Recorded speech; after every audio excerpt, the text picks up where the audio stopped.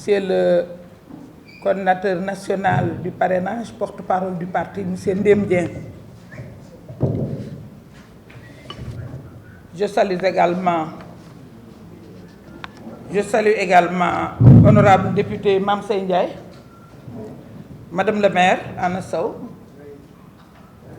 Monsieur le mandataire Serge Déthié Cissé. Mesdames, Messieurs, bonjour. Je me réjouis de votre présence et vous remercie d'avoir répondu à notre invitation. L'objet premier de cette rencontre est de vous faire part de nos initiatives en ce début de campagne de collecte de parrainage. Le parrainage a été une contrainte qui nous a été imposée, vous le savez, par le président Macky Sall. Mais comme vous le savez, les maires et les chefs de parti ne devaient pas souffrir pour obtenir le nombre de parrains requis, ayant déjà, de par leur envergure et leur statut, un vivier suffisant de parrains permettant de les élire. Cependant, nous avons su transformer notre contrainte en opportunité, cette contrainte qu'est le parrainage en opportunité. Notre parti, l'Alliance nationale pour la démocratie, And Saxal Liguey, est solidement structuré avec des instances à travers le Sénégal et à l'international. Depuis 2017, notre présence est établie et remarquée, aussi bien au sein du Parlement qu'au niveau des collectivités locales. Nous sommes représentés au Parlement actuellement lors de la 14e législature, mais nous étions aussi représentés par ma personne au Parlement lors de la 13e législature. Cette expérience nous a été précieuse. Nous avons choisi ainsi de mettre au point une méthodologie adossée à une technologie qui nous permettra de suivre à temps réel les collectes et l'évolution du nombre de parrains. Je m'en vais vous faire la démonstration tout à l'heure. En effet, nous avons instauré la notion de champion, offrant un challenge à nos représentants pour collecter un certain nombre de signatures. Ainsi, ceux qui auront 100 parrains sous leur nom seront des champions. Ceux qui auront 200 parrains, des doubles champions, ainsi de suite. Nous attendons cette distinction jusqu'à super champion pour ceux qui ont totalisé 500 parrains et mentor pour ceux qui ont collecté 100 signatures. Ce programme innovant et ambitieux nous permettra de suivre le nombre de parrains et d'animer notre parti lors de cette campagne de collecte. On ne viendra pas vous dire que nous ne disposons pas du nombre requis de parrains par on ne sait quelle alchimie dont ils sont coutumiers. Parce que leur filtre, ils ont des paramètres qu'ils contrôlent eux-mêmes et c'est un filtre qu'on ne maîtrise pas. Mais je pense qu'avec cette méthode, on ne viendra jamais vous dire que nous n'avons pas le nombre requis de parrains pour effectivement nous ajourner.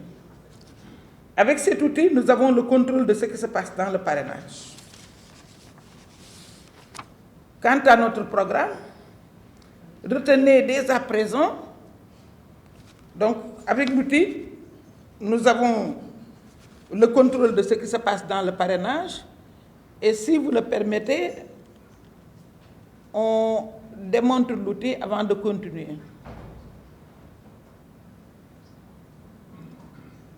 Comme je vous l'ai signalé tout à l'heure,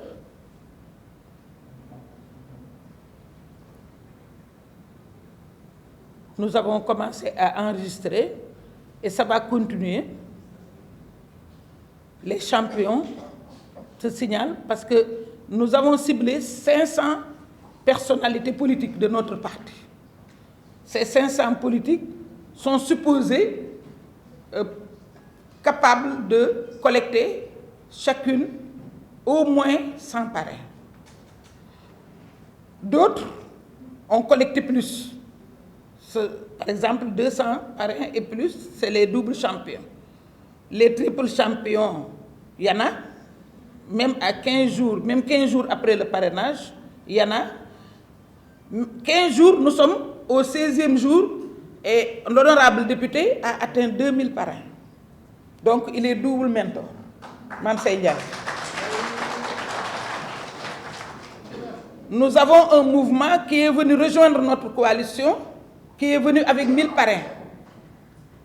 Un mouvement qui nous vient de Sédhiou, qui est venu avec 1000 parrains. Nous avons déjà certains qui sont des super champions, avec 500 parrains. Dans des localités, ce qui est plus intéressant, c'est que ça se passe dans des localités où nous ne sommes pas véritablement, nous ne sommes pas majoritaires. Mais des mouvements ainsi que d'autres partis viennent nous rejoindre et ils viennent avec leur parrainage.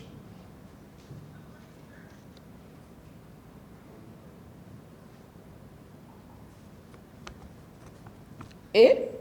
les catégories sont accompagnées d'étoiles.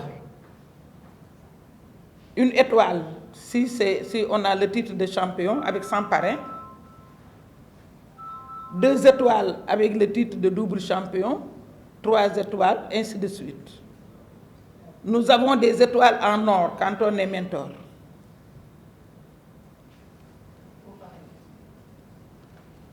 On a une application,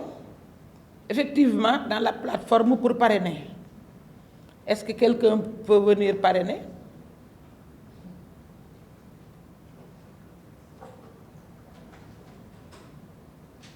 Voilà, les différentes rubriques pour parrainer. Alors, nous, on aurait mis à la fin, j'ai parrainé, mais l'application a préféré j'ai adhéré. Ce n'est pas faux aussi. Parce que ce que nous allons vous soumettre tout à l'heure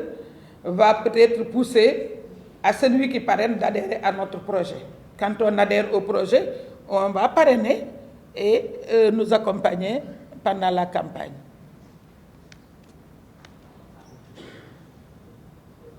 Oui, quelqu'un veut venir parrainer? À la lumière, oui. Pour faire la démonstration. waaye ñëw gi ngeen ñëw lu am solo la ndaxte fi ñu toll la dañu toll ci moment wu parrainage mu am tam loo xam ne day xaw a niroog lu ruube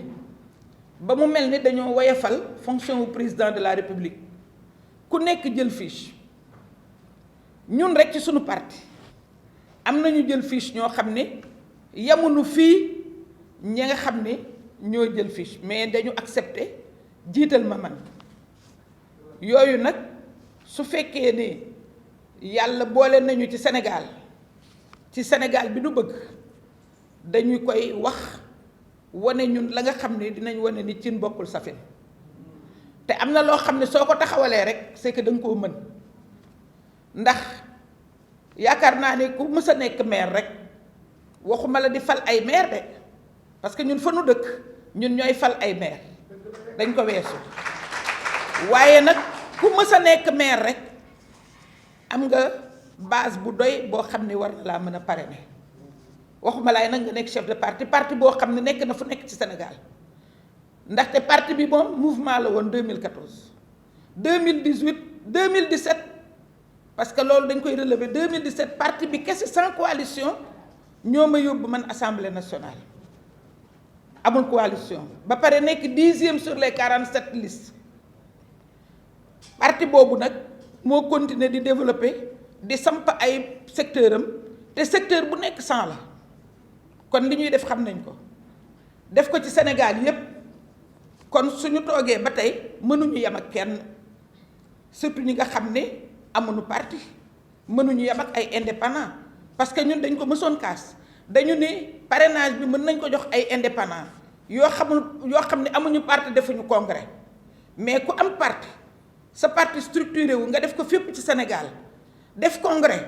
ñu investir la kenn waru laa laaj parrainage teg nañ ñu ko nag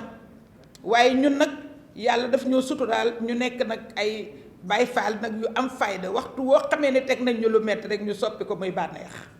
moo tax sunu parti def logiciel bii ñu leen won nga xam ni ku xas a am téeméer rek xam nga ko xas a jaay carte ba am ay secteur waxuma la benn secteur téeméer de mais am ay secteurs yu bari ah nekk champion dootu la jaaxal ñu tànn ci nag juróomi téeméer muy 500 personnalités ñu ni leen kenn ku ci nekk boo indee téeméer ñu takkal la ndombal tànku champion ak benn étoile soo indee ñaar téeméer nekk double champion nga am ñaari étoile soo amee ñetti téeméer noonu soo amee juróomi téeméer nag nekk super champion soo amee junni nekk mentor maanaam kuy jiite nag ma ne parrainage bi ci fukki fan ak juróom benn la toll parce que ajjuma lañ ko def ba ajjuma ji dellu si ma ne am nañ ay mentor am nañ ko yore mouvement ñëw fekk suñu indiwaale junniy parrainage mais honorable Mame Saye Ndiaye bi joxe na ñaari junniy parrain te pareegul nee na parce que dañuy door a commencer am nañ ñaari super champion aussi ñoo xam ni parce que c'est important parce que ñooñu bokkuñu ci parti bi ñii ma tudd ñëpp Mame Saye rek moo ci bokk ci parti bi honorable mais ñi ci des bokkuñu ci parti bi kon dafa am importance pour ñu wax ko li tax mu am importance mooy dañuy jébaane ndax dafa am ma jàppaat mbaay yoo xam ne dafa teg fii la ba rek ku romb te neexoo ko rek mu téqatal la waaye xanaa ñun bu ñu amee juróomi téeméeri nit yoo xam ne kenn ku ci nekk am na téeméer boo xam ne xam na leen moo leen jaay carte jël seen carte d'identité yi ñu inscrire régulièrement ci fichier bi xanaa juróom fukki junne ngo luñ ñuy laaj du ñeent fukki junne ak ñeent la ñuy laaj kon kay ku am juróom fukki junni doo am li nga bëgg te juróom fukki junni yooyu ñu ciblé ki indi junni di mouvement bokk ci ki indi juróomi téeméer ni daf ñoo sopp bokk ci te dëkk Saalum ki jóge Fuuta indi ñeenti téeméer bokk ci te ñu ngi am yu mel noonu nag ndax réew mii ñu dëkk ay nit ñu baax a fi dëkk réew mii tudd Sénégal ay nit ñu baax a fi dëkk kon loolu ma jàppaan mbay maa ngi la koy yëgal ni la sa fiir gi du jàpp bi yoon moo tax ñu woo gor ñu baax ñii nga xam ne ñooy jàllale information yi ngeen jàllale ko bu baax nag te yëgal ko bu baax seet leen ñi nga xam ne ñoom lay waxal ngeen wax leen ko ñu wax ak ñoom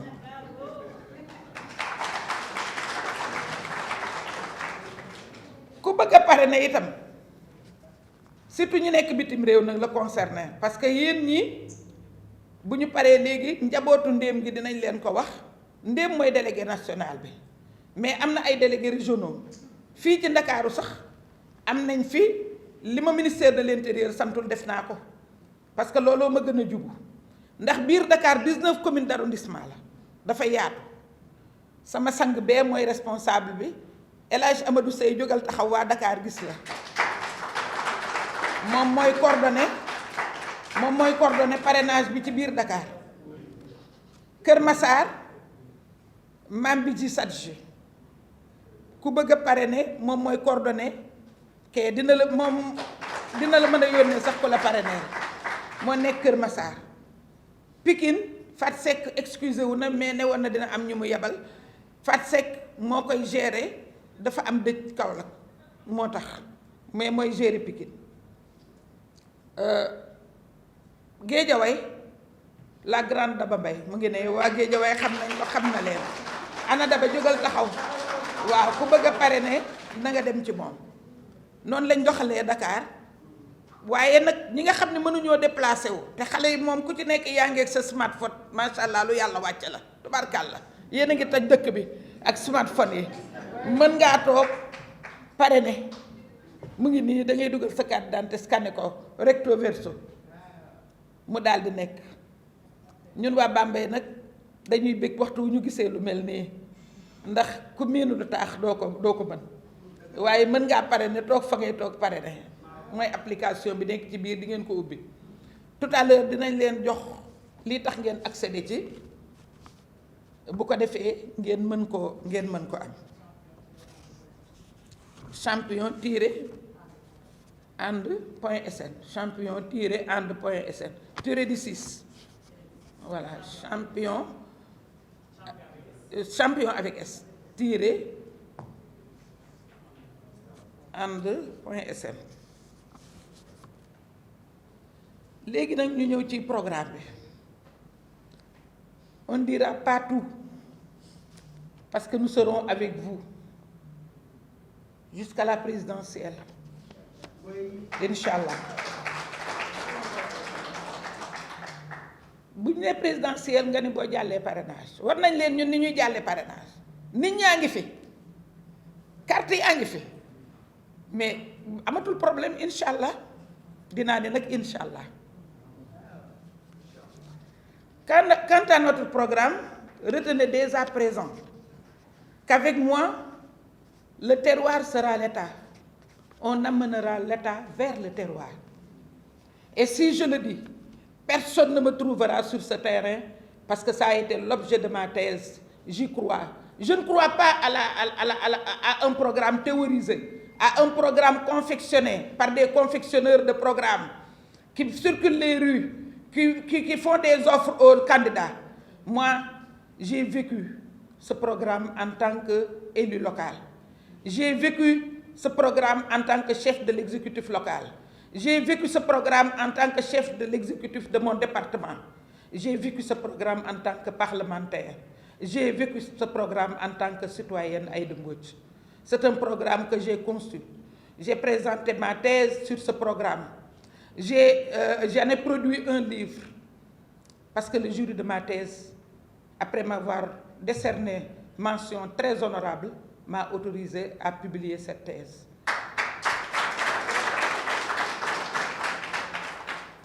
Donc, man xam naa réew mi. J'ai fait 5 fois le tour du Sénégal. ma tudde ko ni damay yóbbu état bi ca réew ma parce que ñun dañ naan réew taax moo tax ñu ne da ngay indi état ci terroir bi soo indee état ci terroir bi nag njàngin wi nga xam ne moom la ñu bëgg a jàng foofa ca gox ba moom ngay jàngale. su ma demee Touba ñu ni trilogie bi nga xam ne moom la ñu def nga xam ne da ngay jàng français jàng alxuraan jàng métier bu boobaa loolu la ñuy defal waa Touba parce que loolu la ñu bëgg te loolu suñu loi fondamentale muy charte réew mi moo ko santaane moo ni kilifa gu nekk jur doomam li mu bëgg mu jàng lay jàng ci foofu lañ ko teg.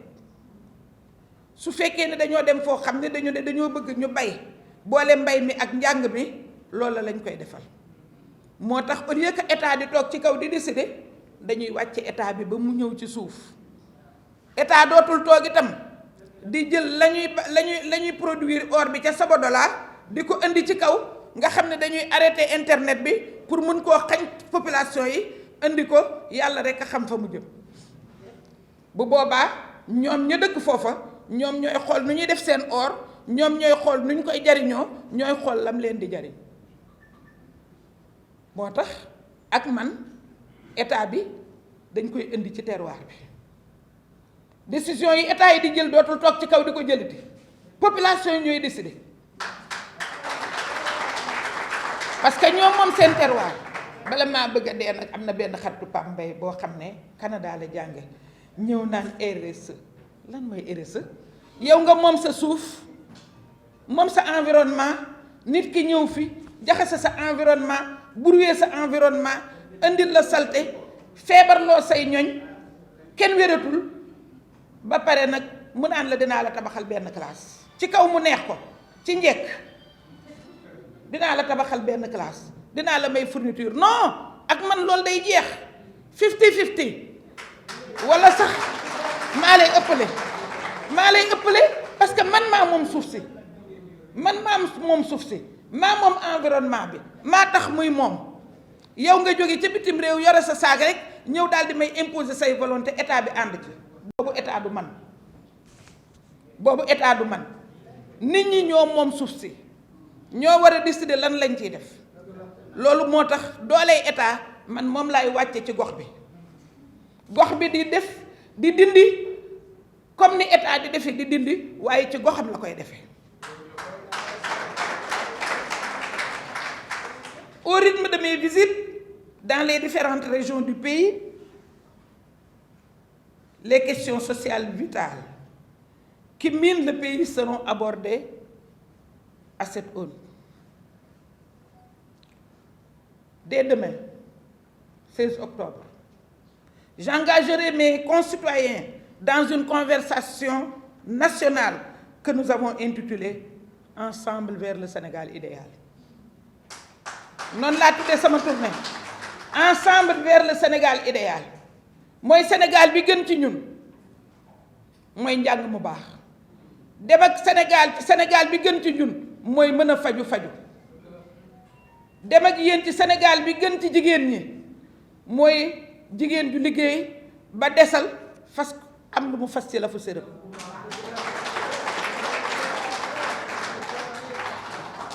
bu doomam soxlaa mu fecci fas ko bu jëkkëram soxlaa mu fecci fas ko bu dëkkandoom soxlaa mu fecci fas ko boobu jigéen lañu bëgg mooy le Sénégal idéal. Ensemble vers le Sénégal idéal. Ensemble vers le Sénégal idéal. Ensemble vers le Sénégal idéal.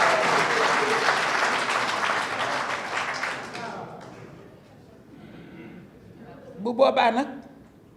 conversation bi may ànd ak samay ñoñ mooy tournée bi ñuy def suba premier axe bi nord la dinañ ko commencer Kébémer délégué régional bi moo ñuy teeru muy Mor Gaye bu Sagata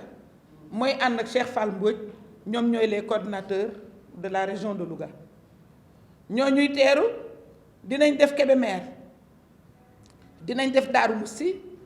dinañ def Sagata ak si baa nga ne ñu dem Louga après bi ñu demee Louga dinañ dem Kër Momar Sarr dinañ dem Kokki dinañ dem Ndimb waaye grand yi rek lañ leen won parce que vidéo bi moo tax vidéo bi gis ngeen dafa nekk bu dafa active day dem ci fi may dem yépp daf ciy ànd ak yéen mooy le nord buñ ca jógee dem Saint-Louis comme ni ngeen ko xame dinañ dem Gandon raw Paal Sàkkal d'abord après ñu dem Paal raw Gandon après ñu dem def Saint-Louis biir Saint-Louis door a continuer nag génn dem Ngaleel dem ci leen Ross Béthio Richard Toll après Dagana bu ñu génn Dagana dinañ def presque commune yëpp ñoo ak délégué yi ñooy ànd délégué de Saint-Louis moom itam mu ngi tudd Cheikh Tidiane Kane de Rosso suppléé par Moustapha Ngom de Saint-Louis suñu paree continuer Fouta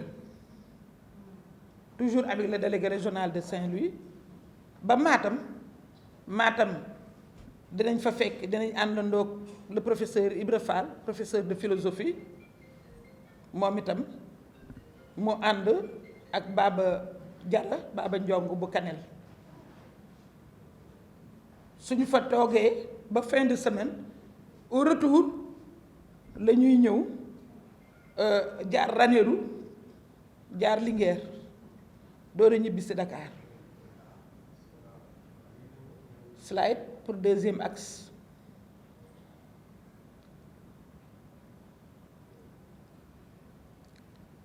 axe 2 bi Dakar lay doon suñu demee à l'intérieur du pays ba wax ak ñoom parce que programme bii ñu leen tëralal te nga xam ne ficelé nañ ko pare nañ ko bu ñu demee dañuy dégluwaat ñi nga xam ni ñoom ñoo ñuy recevoir muy population yi foofu ñu laaj leen seen xalaat parce que loo xam-xam biiru waaye mu def ci loo yëgul bu ñu leen laajee seen xalaat wax leen li ñu leen nar a defal dañ leen koy wax mooy conversation nationale bi ñu tuddee ensemble vers le Sénégal idéal ñun mën nañ trouver ni dafa idéal mais ñoom mën nañ ko bañ a trouver donc dañuy dem waxtaan ak ñoom fu ñu fi dem nag yéen journalistes yi bu ngeen fa amee représentant ne leen ñu jege ñu parce que bu soobee yàlla dinañ ko wax ak journalistes yi fu ñu fa dem rek dinañ wax ak journalistes yi donc dinañ wax ak ñoom mën na idéal ci ñun te du idéal ci ñoom waaye ñun noonu lañ ko tuddee kon te comme dañoo bëgg nag lépp idéal dañu leen di laaj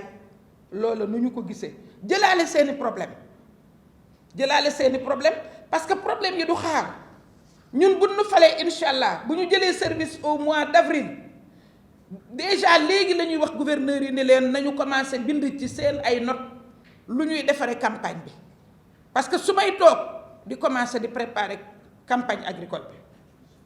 waaye itam du ma ne yàcc parce que yu amul njariñ yu ñu def ci réew mi pour lekkukaayu xaalis dañ koy dindi biñ ko calculer dinañ ci am 50 milliards 50 milliards yooyu dinaa ci dindi ñeent fukki milliards ak juróom benn jox ko département bu nekk chaque département dinañ ko jox 1 milliard balaa ñetti weer yi bu ko defee balaa boobu itam yéen département yi yéen laay waxal bind leen li ngeen soxla pour que 1 milliard bu ñëwee taxawaalu du am ndax dina am commission boo xam ne moo koy régler di ko gérer amul tam benn dërëm buy jaar fenn sàcc xaalis jeex donc loolu mooy intérêt tournée bi demuñu pour fecc demuñu pour tàccu demuñu pour way mais dañoo bëgg a déglu nit ñi waxtaan ak ñoom ci li ñu leen bëgg a wax ah bu ñu fa jógee dootuñu pari ne kenn parce que ñàkk xam rek li mu waral bari na te kumpaa ngi day ni ñay waaye ku mosoon seen ndaw si billaay dootu ko bàyyi.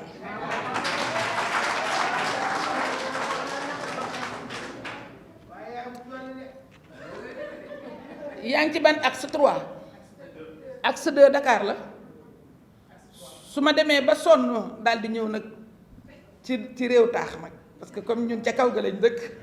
nga daal di ñëw ci réew taax ak climatiseurs yeeg yooyu nag daal di féex tuuti waaw bu boobaa nag département de Dakar ah la présidente Ndeye Mbodj yéenay teeru nag ngeen ñu ñëw dinañ def 2 jours biir Dakar après ñu dem Rufisque le vendredi defe naa mooy Rufisque le samedi ñu dem Pikine le dimanche ñu dem Guédiawaye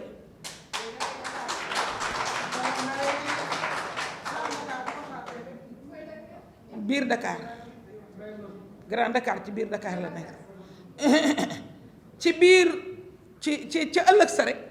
damay génnaat aw yoonu Fatick mooy 3e axe 3 incha allah temps amul nañ gaaw te réew mi sonn nañ coono boo xam ne il faut que Aïda Mbodj dajale tous les moyens pour soulager réew mi il le faut nañ ñaan wér rek ñu dem Fatick ñi nekk ci plateforme parrainage dégg ngeen waa Fatick li ñu wax waa Foundiougne ngay rey seen bopp ni dañoo yàkkamti ba ñëw te dañuy woy laaba soose daf daan woy ku lamb yaa tey daagul fuñ la nobe ku yàkkamti nga ñëw ni ñu ngi téye suñuy parrainage yow la ñuy xaar dégg ngeen ko ci panel bi donc dañuy dem waa Fatick nañ ñu xaar ñu def Fatick Gossas Kaolack Fatick ak Kaolack ñu ngi koy def à partir effectivement bu ñu dellu see Ndiafat Passy yooyu yëpp dañ koy def ñoom ñëpp ak ñuy xaar waaw les étudiants de Ndiafat tey jii waroon nañu ñëw tey laa waroon gisee ak ñoom ñëpp ñu nga fa foofu yëpp duma fa gan wax nga dëgg ñu daal di koy def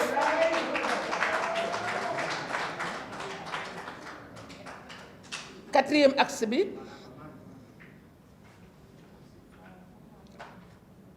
donc Fatick aussi am na ñaari coordinateur u Fatick Serge wala Ndéem sa coordinateur yi waaw soxna Koddu Mbodj bu Fatick ak Jimba Thiam bu Foundiougne ñoom ñooy coordinateur u région de Fatick ñoom tam ñoo may teeru parce que fu nekk rek man bala maa dem dinaa fekk coordinateur yi pare nañu ndax actuellement nii ñoom ñëpp am nañ seen fiche ñu ngi commencé te li ñu am seen fiche te loolu nag il faut féliciter le coordinateur national du parrainage parce que boobu ba léegi toogul jékkiwul def na en sorte que fiche yi dem nañ loolu moo tax à moins de 20 jours du démarrage du parrainage ñu mën a am ay mentor di mën a am ay super champion parce que ñun dañ ne woon bu ñu lancé lii gaa ñu door a commencé nag di indi bu ko defee ñu noté leen fii ak 1 mois 2 mois mais bi ñu gisee 2000 ah mën ngeen a imaginer sama mbégte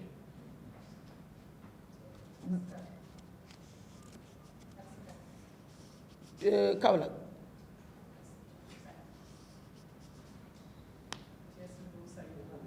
ak Scat ñu ñëw Thiès waaw comme fële itam sori woon nañu mais ba tey Thiès mook Dakar a niroo loolu tax ñu ñëwaat ci péex mi rek ñu ñëwaat ci péex mi xam nga Kaolack day tàng nag ñu ñëwaat ci péex mi moo tax ku moytuwul sax Saly la ñuy jëkkee waaw parce que waa Saly nag su ma yegsee rek ñu daal di may jëlal hôtel suite sax lañ may jox ñoom de loolu la ñuy def bu ko defee nag yenn saa yi doo mën a dem sax ci nit ñi mais bii yoon du ma nangu suite bi parce que dama bëgg di dajeeg nit ñi wax seen problème donc parce que noté nañ beaucoup de problèmes l'idéal bi ñu am ci le Sénégal idéal bi ñu am il a été beaucoup question de l'utilisation de la mer réfléchir nañ ci licence yi réfléchir nañ ci ni ñuy exploiter mer bi ba pare lu tax le tourisme balnéaire ñu yaakaar ne étranger yi rek la soxla xanaa ñun bëgguñu bakkan suñu bakkan bëggul lu sedd ak lu neex loolu yëpp réglé nañ ko ñun le Sénégal pour les Sénégalais la ñu wax. axe 5 bi nag moom moo xaw a saf sàpp nag moom jar na sax dem Saly ba noppaluwaat parce que lii yëpp la ñuy def on va faire combien de régions Kaffrine la ñuy commencer. dem ba Koumpentoum dinañ dem Koussanar dans le Tamba dem donc Tambacounda moom jëkkëram Koussanar la nekk moo tax bëgg ku ko yóbbaale mais dañuy liggéeyi de duma la yóbbaale donc Koussanar après ñu dem Tamba bu ñu demee Tamba ma dem Ndiaye dem ca sa goro yi après ñu dem Vélingara donc Kaffrine Abdou Sour mooy délégué bi may leen ñu tuuti rek ñu yeggale soreetul Abdou Sour mooy délégué Kaffrine mu ngi biir Kaffrine ak Mbose Dia bi nekk Birkelane j'aime bien les femmes ñi nekk délégué ndéem xaw ma bari nga ay jigéen wala déet mais parce que dañuy dynamique en général moo seen Birkelane la nekk donc ñoom ñooy délégué Kaffrine yi après ñu dugg dans le Tamba Koumpentoum El Hadj Kaba moom mooy délégué bi ak Ramatoulaye Ba bu Tambacounda nga xam ni sortie courageuse de la procureure générale Marème Diop Gueye le verdict osé du juge Faye et la réaction certes mesurée de l'UMS nous gageons que le corps de la justice commence à prendre ses responsabilités et à mieux comprendre les enjeux que vive notre démocratie. La justice doit s'énergir encore plus, car le président Macky Sall ne sera plus là dans peu de temps, mais le peuple sera toujours là. Ce peuple, au nom de qui la justice est rendue, mérite de choisir en toute souveraineté ses dirigeants, sans œillères faussement maquillés sous des appareils judiciaires. Nous comptons sur ces valeureux magistrats pour rendre ces élections inclusives et justes. Je vous remercie. Tribunalu Ziguinchor li fi tumranke woon mooy ñun dañoo wàkkirlu woon rek ndax droit amatu fi waaye droit boobu nag keroog ca Ziguinchor wax nañ ko le juge Faye wax na droit te droit boobu la ñuy séentu ci bépp magistrat te yaakaar naa ne li xew keroog Ziguinchor luy dooru tàmbali la tàmbali boo xam ne tàmbali bu saf-sàpp la ndax keroog état bi ak ñi ay ndawam feeñ nañu ndax ka leen fa nekkal la mu doon wax bay attaquer juge yi tax na ba mbootaay gi nga xam ne moo ëmb magistrat yi ñu di leen ci ndokkeel ndax lii nag dafa jotoon parce que lii ñu def nii suñ ko defoon ci élection locale ya nga xam ni benn gouvernement benn ministre di attaquer beneen ministère bu ñu génnee verdict yi nga xam ne moo génne ci cour d'appel ñu ne administration territoriale attaqueel ñu dugal recours dem cour attaquer cour d'appel ba ñu pour ñu changer résultat yi nga xam ne moo génne ci urne yi surtout bu ko opposition gagné loolu boobal laa ñu interpellé wuñ ci ñun ca assemblée ministre de la justice ni ko yaay le garde des sceaux protéger les jeunes magistrats ñu dire le droit tey un jeune magistrat a dit le droit ñu dem Cour suprême la procureure générale muy Marème Diop Gueye ñëwati taxaw wax dëggam ak aqulaay taala waaye état de droit boo amul ñun fu nu jëm dawal jàpp moo fii am démocratie dootuñu ko wax démocratie nag pour mu dëgër il faut que état de droit am il faut que ñu teg ñu fii ci yoon moo tax nag mbiru Ousmane Sonko leer na ci niñ ko attee jox ko àqam ak yelleefam mu dem bindu ji ci liste bi jël ay fiche parrainage te jàpp nañ ni bu subaa ci altine ji dinañ dem jël ay fiche parrainage ndax amul dara luy dox digganteem ak moom ndax ñun ñi nga xam ne ñoo bokk Yewwi Askan Wi dès le début lañu ni ku mën a bokk na bokk ku mën a bokk na bokk yàlla moo xam kan lay doon ñun dañu bëgg rek ki fiy nekk bu mu indi li fi nekkoon dañoo bëgg ki fiy nekk jikko yi ni ñu ko bëggee mu doxali ne dañoo bëgg ki fiy nekk dootul xiifal askan wi dañoo bëgg ki fiy nekk sàmm valeur yi nga xam ne moom lañ fekk ci réew mi dañoo bëgg ki fiy nekk ku xiif lekk ku feebar faju ku bëgg a dem école dañoo bëgg ki fiy nekk dootul jël benn catégorie bu tuuti ñu jël alal réew mi accaparé ko di ko lekk ñoom ak seeni bokk bàyyi li ëpp ci réew mi ñuy xiif di mar di taxawaal ak di jël gaal bi dañoo bëgg a jël réew mi xale yi dellu si waat xale yi demoon ci gaal gi bu leen dem toog leen li ci des yàggul ñun dinañ leen déglu dinañ xam li ngeen bëgg dinañ leen defal li ngeen bëgg ngeen dellu suñu nekk fi Sénégal famille la géej gi ngeen di dem di ñàkk seen bakkan kenn jaru ko man jaruma ko sama morom jaru ko toog leen ñu ànd ko seen yaay ngi ñëw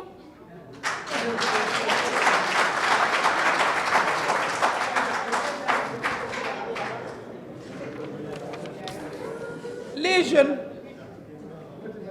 buñ naan dañ leen di yóbbu vers le Sénégal idéal yi na ko moom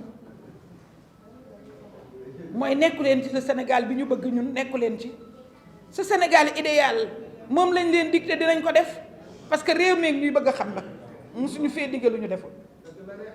c'est très important parce que nag cin bokkul safin ku ñëw diggee ku ñëw wax am na ñoo xam ne du ñu diggee mukk parce que li ñuy wax dañ koy def parce que fi lañ dëkk ñu xàmmee ñu kenn du ne Aïda Mbodj fu mu dëkk boo nee Aïda Mbodj mu ne mu Bambey man Ndakaaru gii ma dëkk ak sax ñii man daanaka fa ma dëkk sax ñoom ku may làqatu sax boo yeboo dem foofu parce que du ma fa toog man fa ma gën a toog mooy fa ma dëkk muy Bambey kon yaakaar naa ne réew mi kenn du ñu fi laajte xam nañ li ñu fiy diggee xam nañ li ñu fiy wax ñu bëggoon nag wax magistrat yi ni leen ñu ngi leen ndokkeel bi ñu leen ndokkeelee ba pare yaakaar naa ne la woon ni na ndaxte ki nga xam ne moo leen doon digal ngeen di def kooku day dem waxoon naa ko ca congrès ba na dem ak jàmm te bàyyi ñoog jàmm waaye nag Sénégal moom du fi jóg yéen nit du ngeen fi jóg ñu nit ñu ngi fi kon nañu ko defar te ñu defaroo ba nga xam ne kenn du àtte nit ñàkkal te ku nekk xam na ni Ousmane Sonko liñ ko teg metti na ñu ngi koy massawu di massawu njabootam di wax ni dañoo bind communiqué ba sonn moo tax ànd saxal liggéey tey conférence bii nga xam ne parrainage bii ñu taxoon a jóg ak di préparer suñu tournée ñu bëgg a wax ñépp ni ñu ngi ànd réaffirmer suñu solidarité ak Ousmane Sonko nañu àndawoon ak moom 2021 ba tuuma ñëwee dal ci kawam ñu xam ne yàlla dootul yabati benn malaaka pour mu weddil kenn tuuma ñun ñu def yëfu gor ànd ak moom ca lay tey la ñu gën a ànd ak moom bu ñu ne kenn ni lu tax yéen a ngi parrainage yi bàyyi ngeen Ousmane Sonko ci suñu xol la nekk ni Pastef nekkee ci suñu xol ba kenn mënu koo tas ni Pastef nekkee ci suñu xol ba kenn mënu koo tas noonu la nekkee ci suñu xol li ci des nag yàlla lañ koy jox comme yàlla lañ ko dénkoon ñun dinañ gore ba yàlla bañ ko dénkoon ñu ngi continuer di ko dénk yàlla ngeen baal ñu àq nag wasalaam. À l'Assemblée nationale, nous étions dans une coalition et comme vous le savez Yewwi Askan Wi, au-delà de Yewwi Askan Wi, nous étions même en intercoalition et le Sénégal est indivisible. Les gens ici, tout le monde se connaît. Tout le monde sait que cette coalition, cette intercoalition a été propulsée par M. Ousmane Sonko, qui nous a fait gagner 80 députés contre 82 et 3 non inscrits. Avec, s'il vous plaît, des suppléants. Et il a renseigné sur sa générosité, parce que notre liste, c'est-à-dire la liste que nous présidions, avait été rejetée. Malgré tout, on n'a rien regretté. Nous avons eu certes des avantages, mais en demandant aux suppléants de monter au créneau, nous n'attendions pas des prébendes. Nous avions voulu avoir la majorité, certes, mais pour le bon fonctionnement de l'administration, pour le bon fonctionnement de la marche, pour une bonne marche du pays, pour que les ressources soient réparties équitablement et pour que les populations soient soulagées et aient un mieux-être. Malheureusement, à chaque fois qu'il y a compagnonnage, il peut y avoir des problèmes. Le président Macky Sall a bien fait ce qu'il avait à faire, parce que quand même, c'est un homme politique. Et ce qui est advenu de notre compagnonnage, vous le savez. Maintenant, nous, notre principe, c'est qu'il vaut mieux être seul que d'être mal accompagné. Mais nous ne regrettons pas des prébendes qu'on avait et qu'on n'attendait même pas. Nous, ce qui nous importait, je vous l'ai dit, c'était d'avoir effectivement, comme je l'ai dit tout à l'heure, cet idéal que nous avons recherché ensemble et que moi, personnellement, je continue de rechercher pour le meilleur devenir de notre pays. En Wolof, wow. Mais vous avez pris la version française.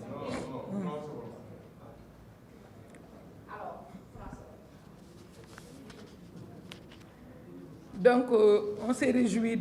effectivement du verdict de Ziguinchor, du tribunal de Ziguinchor. Et on a félicité effectivement le juge Faye, qui a eu le courage de dire le droit. Parce que nous sommes dans une république, notre option de mode de gouvernance, c'est la démocratie. Donc, nous ne pouvons pas nous faire l'impasse sur un état de droit. Or, c'est un état de droit seulement qui nous permet de vivre en démocratie, de répartir les rôles, parce que nous sommes en démocratie. Nous ne sommes pas en royaume. Et le juge Faye l'a démontré. Et je disais tantôt que ce qui s'est passé à Ziguinchor, avec Ousmane Sonko qui est rétabli dans ses droits, la sortie de l'UMS, bien qu'elle soit une sortie quand même mesurée, très mesurée je trouve, parce que l'agent judiciaire n'avait pas à s'attaquer à un magistrat. Je dis, si on y ajoute la prestation de Madame le procureur, Madame Diop Gueye, cela veut dire que la justice commence à prendre ses responsabilités et à comprendre les enjeux que vive la démocratie. Parce que la justice, je le disais tantôt, doit oser encore plus encore, les jours à venir. Et je disais qu'elle n'a rien à craindre, cette justice. Les magistrats n'ont rien à craindre. Le président Macky Sall, certes, c'était le président, c'est certes la clé de voûte des institutions, mais ne sera plus là dans peu de temps. Mais le peuple sera toujours là. Et nous comptons sur cette justice pour avoir une élection inclusive, mais aussi et surtout la libération des détenus politiques. Aujourd'hui, 1500 détenus d'opinion. C'est inacceptable dans une démocratie, mais surtout la libération du premier opposant, Ousmane Sonko. Nous le demandons, nous le réclamons. Vous avez dit que vous êtes en retard, mais je regrette le fait que vous soyez en retard parce que je voudrais bien que tous les outils que nous avons présentés ici, qui sont gages d'une bonne campagne de parrainage, que vous soyez témoins de la présentation de tous ces outils. Cela nous permettrait de vous avoir comme témoin d'opinion pour que le responsable du filtre qu'on a mis en place pour retenir des candidats et empêcher une élection inclusive puisse savoir que nous nous sommes dotés d'outils importants qui nous permettent de participer et nous devons participer. Nous avons les moyens de participer. Donc, je vous donne ça aussi en substance pour que vous puissiez effectivement relayer tout ce qu'on a présenté ici. Peut-être vos confrères ne manqueront pas de vous mettre encore dans le bain. Voilà, le code client est là. Boba man personnellement l'a interpellé le garde des Sceaux wax ko ci assemblée ne ko lii baaxul tey nag UMS métitlu na ko te loolu effectivement dafa war a dakk na dakk nag parce que ki leen ko doon defloo li ko fi desee bareetul waaye nag moom su demee it daf fiy bàyyi Sénégal bàyyi fi le peuple sénégalais bàyyi ñu fi ñun ñii mu am lu ñu bëgg nag te démocratie laaj ko moo di képp koo xam ne répondre na ci critères yi nga xam ne moom la ñu def kooku nañ ko bàyyi mu bokk ci élection yi parce que élection mooy dundal démocratie te lii ma wane fii tey yaakaar naa ne kooku c'est imparable kenn mënu ci dara parce que ñun suñu parti dañ ko structuré suñu parti dafa nekk ci Sénégal yépp ñu jël téeméeri nit wax leen ni leen téeméeri nit yooyu nañu def ku nekk téeméer muy juróom fukki junni te juróom fukki junni yomb romb na parrainage bi compte tenu ñi nga xam ne ñooy indi wax nañ aussi ni ku def 100 di nga nekk champion 200 double champion ba super champion 500 ku def 1000 di nga def mentor wane nañ tam suñu député bii nga xam ne à 15 jours du parrainage indi na 2000 muy double mentor donc yooyu daal lañ fi wax ci li nga xam ne moo fi jot a am encore une fois di masawu Ousmane Sonko wax dëgg yàlla ñun à chaque fois suñu parti te maa ngi leen ciy gërëm yéen waa parti bi waxtu wu dara dalee ci kaw Ousmane du caagin da ngeen a bëgg lu ma neex mais ñun suñu parti dañ ko teg ci dëgg di ngeen di def communiqué maa ngi leen ciy gërëm di leen sant tey nag man maa wax ci seen voix wax ne nañ ko libéré wax ne lii dafay delloo gannaaw démocratie Sénégal ak ay parité ak yooyu dafa nekk ay indicateurs yoo xam ne ministre des finances daf ko soxla yooyu indicateur ministre des finances bu jàkkaarloog les partenaires au développement yooyu lay wane pour jot waxe na ni Sénégal mën nañ fi indi xaalis Sénégal jar na nga investir fi kon nag lii lu yàq suñu der la nañ ko dindi nañ bàyyi jàmbur mu ñibbi këram nañu bàyyi jàmbur libéré ko donc ñu ngi koy massawu di massawu njabootam di leen gërëm di leen sant